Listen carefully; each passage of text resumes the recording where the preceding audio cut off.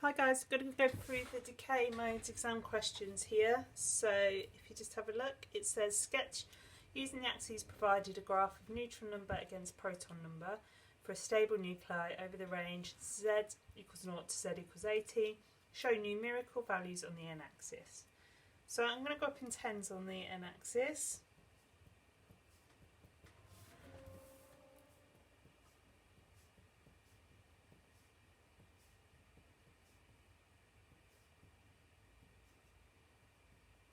Okay, and there are a few numbers that you should try and hit. So z will equal a for z's up to for z's up to 20. So you can draw a straight line with a ruler up to 2020. Just find my ruler. Here we go. There's your straight line. It's worth 2 marks, so it's going to look for another point. The best point to plot is z equals 80, n equals 120. It will look for z equals 80, n equals 115 to 125, so I always plot this one. So z 80, n 120, and then curve your line up for that. Okay. The next part of the question asks you to label the area of alpha emission. So I'm just going to draw that with a coloured highlighter to show you, but you'd obviously just label that area.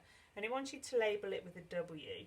Now, you need to have your Z above 60 and below the line.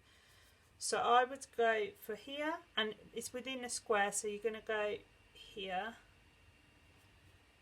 And that is your alpha, and you would be labelling that W. Then it wants you to do your beta minus. So beta minus is above the line. So we'll do that yellow.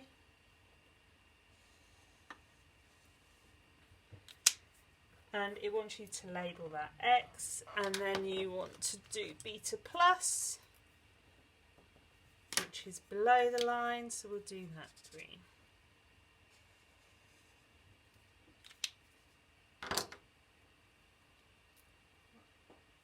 And that's labelled Y.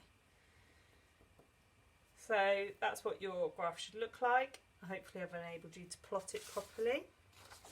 I'm going to next look at the question after. So it says you've got an isotope of 22286 radon.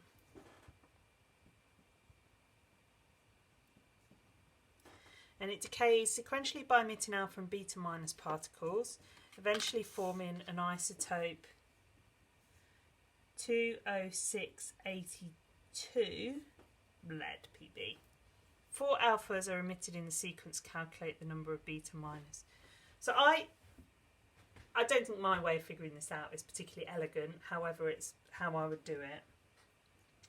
So basically, you're going to do 4 alphas. So four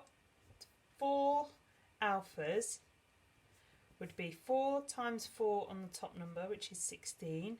Then 4 times 2 on the bottom number, which is 8. So your radon is going to be, the top number is going to reduce by 16, which equals 206. And then your bottom number is going to reduce by 8, so 86 minus 8, which equals 78. Okay, and so that's what we've got. And we're trying to get to 20682 Pb.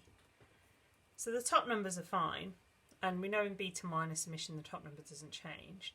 The bottom numbers will increase by 1 for every beta minus. So if you do 82 minus 78, we get 4, and that must mean you need 4 beta minus emissions to be able to get from here to here. So the answer's 4. Okay? If anyone can show me a more elegant way of writing that, that would be very helpful. Last one. Proton, particularly nuclide, is described as proton rich. Discuss 2 ways in which the nuclide may decay. You can be awarded marks. So you can do beta plus. just describe that as a proton turning into a neutron, and so the Z number will go down by 1 and the neutron number will go up by 1, but you'd obviously have to write that in words. In alpha decay, your isotope moves closer to the line of stability.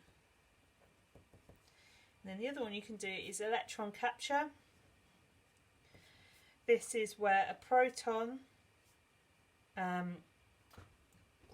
captures an inner shell electron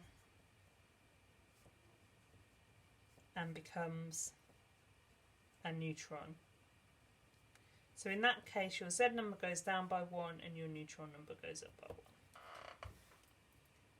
You only, I think you need to describe 2 of them, and then the third marks for your quality of written communication. So your quality of written communication will be writing the words, unlike me in the top one, in your description, but also describing the Z number and the neutron numbers, how they change. Okay. Hope that's helpful. Thank you.